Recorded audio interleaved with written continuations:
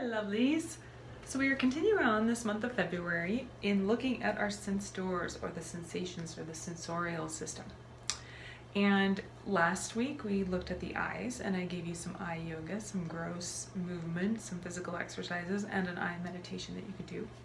And then this week we're just going to kind of delve in a little bit to the other senses, because I have a few more other things I want to add into this topic and area for you. So you could go as deep as we went into the eyes with all of the senses and spend that much time. And I'm going to talk to you today about how you would kind of do that and delve into that end. And I encourage you to delve in and feel and experience and play with, just like the little scientist you are. Because really, that was what Buddha did. He basically, in a very scientific way, just observed and noted and experimented and played with. So it's a method that invites you to, for yourself, try it on, for yourself, see if it's true, for yourself, see what works for you. You get to pick and choose. There's so many beautiful practices, just like there are so many beautiful senses in the body. And you may slip into that eyes as a sense door, or you may slip into your hearing as a sense door, and you may play in that. Or you may love the sense of touch, that sensation. Or you may love the sensation of smell and taste, you know. So delve into whatever of the senses you love to play with. Some things that I like to do to kind of pique my curiosity and play in those places with integrity are, so for example, the ears as a sense door. I try to listen to really uplifting, beautiful music that just, like, if I closed my eyes, sent just a wave of orgasmic energy just up my body. And not in a way, we often play with music in a way that it's like, we think it's healing our emotional state, but it's really just pushing the button over and over again. We're like PTSDing ourselves with our music, because it's always like, oh, you relive this hard memory, or she left me, or it's, you know. So find some music there is beautiful music out there, you guys. There are people that are making awesome music right now that is so inspiring and creative and juicy. So I use my ears as a sense door to connect to music, or the sounds in nature. That's another beautiful way. There are very traditional, legit meditation methods that use sound as their format. And so, hey, if that interests you, maybe you want to check out that kind of meditation. And also, you could play with the gross and subtle, like we did with eye yoga. You could kind of do it with ear yoga. This happens to me, and I kind of play in that sense. When you go to a really quiet meditation set and nobody's speaking and you're out in the middle of nowhere, you really come to a whole nother level of quiet. And if you have bonus, a few of the meditation places that I've sat had these little rooms in them, meditation cells. I don't know why they call it a cell, but anyway, it's like your own meditation room to sit in, and you can completely and utterly control the lights so that it's just, you know, your eyes are bathed in perfect darkness, and it's so pitch perfect quiet, like just utterly deliciously pitch perfect quiet. And in that space, I often can hear the sound of silence. And those are just some of the sensations. Like, that's some of what you experience on the meditation cushion and mat. And what you're doing is like, oh my God, I just learned there's a whole level of hearing I never even knew about. I never even thought to explore. Okay, so sense of touch. This is one of my favorites. Eckhart Tolle, thank you for awakening this. He was talking about, like, if you're doing the dishes, feel the water over your hands and feel the soap suds on your hands, and Feel the smells that come off the water and feel your hands swishing through the water. And really be present. Or with water, maybe it's steam coming off your teacup or your coffee cup. Just like stick your nose down in it. And this is why tea is a really beautiful ritual.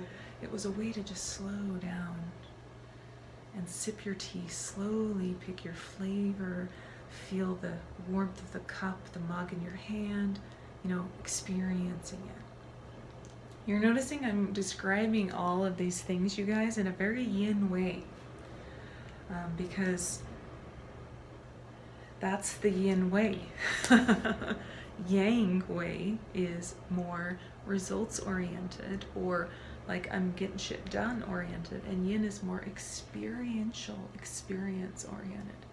So in any of these senses, you're using that yin side of you, so you're also playing with a little bit of inner alchemy there. So many dimensions to mindfulness. There's unlimited dimensions to it. Okay, the next one I love is the sense of smell. Oh, you guys, when you get in deep to the sense of smell, like this whole new spidey sense is opened up. It's so cool. First of all, I can breathe. I don't have those like panic moments when I really like slow my breath down when I'm meditating and it's like non-existent. We have those moments like, oh shit, am I breathing? So I've been playing in that land, in that space, and when you open yourself up to that space, then you open yourself up to like, my sense of smell now is like off the charts, and in like a dirty, delicious way, because I do, if you smell the good, you smell the funky stuff too.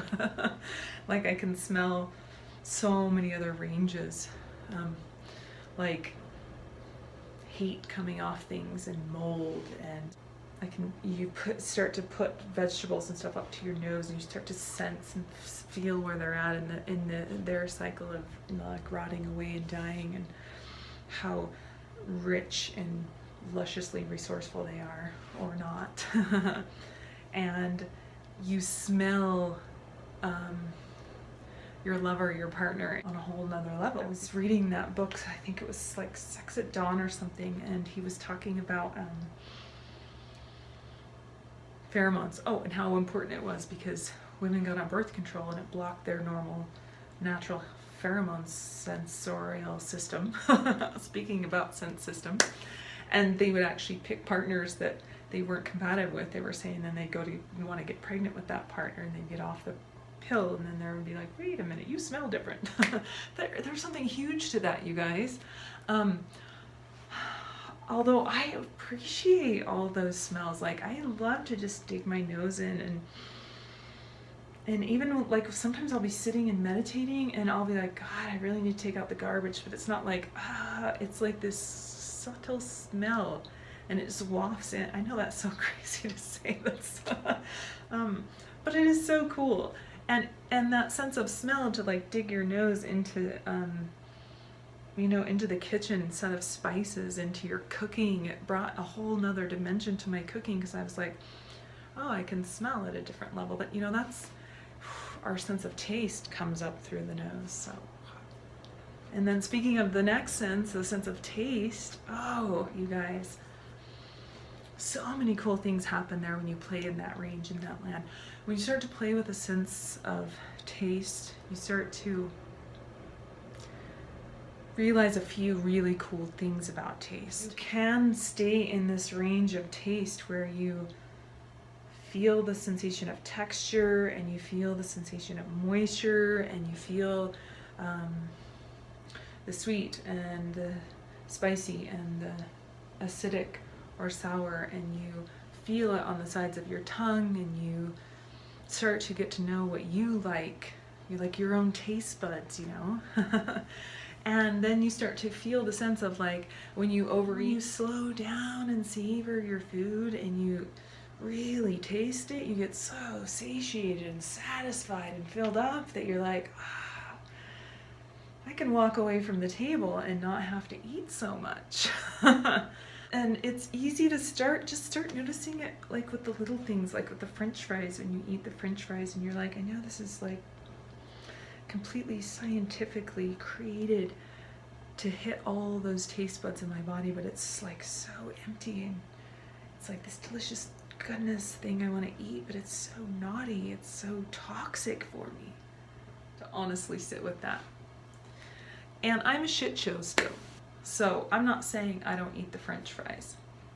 What I am saying is that when you eat homemade French fries that are drizzled in olive oil, that's not expired, and that was from a beautiful resource, and you do a little bit of, sea salt on it, and you taste the raw, natural taste of what a French fry is without the shit, without the chemicals. You've just made that dish so much more nutritious and good for you.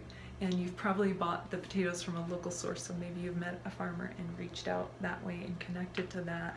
These open up so many things, you guys. There's so many ranges to play in our senses. So I think we hit everything. Taste, touch, sight, sound, smell. We have. So go forward and taste and touch and see and smell and play in your senses this week. And let me know how it goes. Namaste, you guys.